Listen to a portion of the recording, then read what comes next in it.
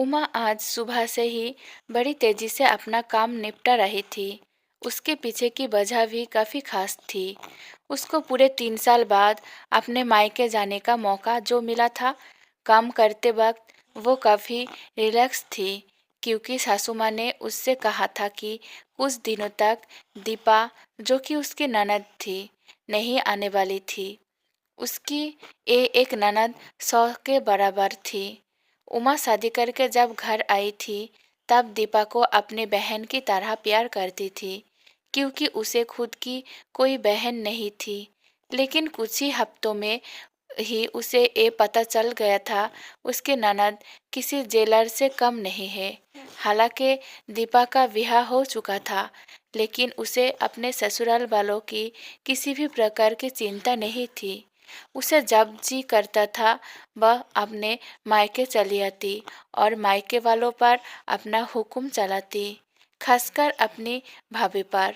वो ही डिसाइड करती थी वह पर क्या खाना पकेगा, कोई घूमने जाएगा कि नहीं, या जाएगा तो कहाँ जाएगा।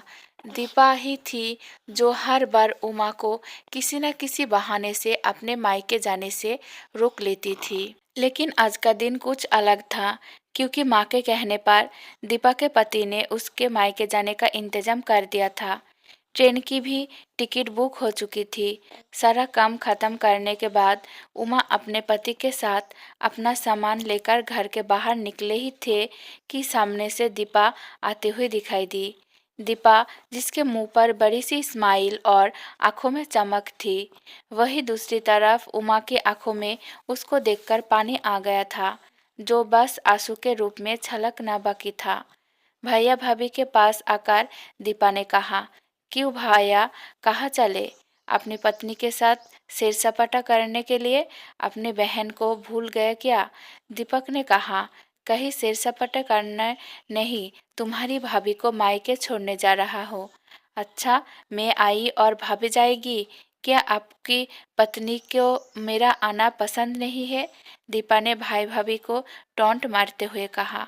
मन में उदासी और आंखों में नमी लिए उमा पलटकर घर के अंदर जाने लगी, क्योंकि उसने मान लिया था कि इस बार भी दीपा की वजह से उसके मायके जाना कैंसिल हो जाएगा। लेकिन तभी सामने से उसकी सास आई और बोली, तुम दोनों अभी तक रेलवे स्टेशन नहीं गए क्या? गाड़ी के पीछे दौड़ते हुए जाओगे? दीपा बीच में टपकते हुए बोली, ये क्या कह रही हो माँ? मैं आई हूँ और आप भाभी को मायके भेज रहे हो? क्या अब आपको मैं इतना खटकने लगी हूँ? माँ ने दीपा को डांटते हुए कहा, तेरा क्या है बेटा? तेरे लिए ये मायका थोड़ी ही है, ये तो तेरे लिए एक प्रवास स्थल है, जहाँ तू जब जी चाहे जब अपने ससुराल में बोरियत महसूस करे आ जाती है। लेकिन वो बेचारी तो ऐसा नहीं करती, बल्कि वो तो जब जाना चाहिए तब भी अपने मायके नहीं जाती। इसलिए उसका अभी मायके जाना बहुत ज़रूरी है। मैं तेरे या मेरे या किसी और की वजह से उसका इस बार मायके जाना बिल्कुल रद्द नहीं होने दूंगी। पहले ये बता, तू तो कुछ दिनों के लिए नहीं आने वाली थी ना, फिर कैसे आ गई? मैंने तो ऐसे ही कह दिया था। मैं देखना चाहती थी कि मेरे ना आने से भैया खुश होते हैं कि मुझे बुलाता है। दीपा ने कहा, हाँ हाँ, क्यों नहीं, कोई बुलाए या ना बुलाए, पर्यटन स्थल पर तो हर कोई जा सकता है। अब की बार मेरी बहू को उसके पर्यटन स्थल पर, यानी कि उसके मायके जाने दे। बेचारी ने सिर्फ अपने भाई की शादी देखी है और अब तो उसके भाई को बच्चा भी हो गया है। उसका मुंह तक नहीं देखा उसने। उसे भी अपने हिस्से का सुख भोगने दे। माँ ने दीपा को फटकारते हुए और उमा की साइड लेते हुए कहा। अपनी सास के मुंह से अपने लिए ऐसे शब्द सुनकर उमा की आंखें छलक गई। उसने अपनी सास को गले से लगा लिया।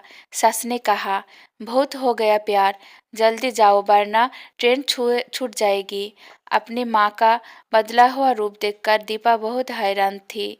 उसे यकीन नहीं हो रहा था कि ये वही माँ है जो उसका हर कहा मानती थी और हमेशा उसका पक्ष लेती थी, चाहे वह सही है या गलत। वही माँ अपने मन में अपनी उस दोस्त को धन्यवाद दे रही थी जो कुछ दिनों पहले उसके घर आई थी और कुछ दिन रही थी और जाते जाते उसकी आंखें खुल गई थी। सहेली ने उन्हें बताया था कि वो अपनी बेटी का मुंह छोड़ दे, वरना अपने बहू और बेटे के मन में अपनी इज्जत खो देगी। बिना सोचे समझे, बिना अच्छे बुरे का विचार किए हर फैसला सिर्फ अपनी बेटी के हिसाब से लेना सही नहीं है।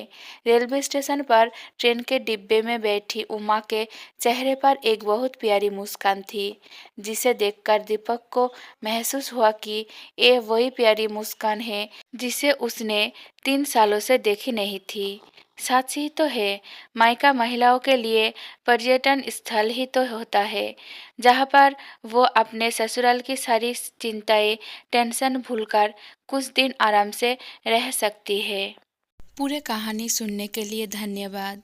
अगर कहानी अच्छी लगी तो लाइक, शेयर और सब्सक्राइब ज़रूर करें। दोस्तों, फिर मिलेंगे अगली कहानी के साथ।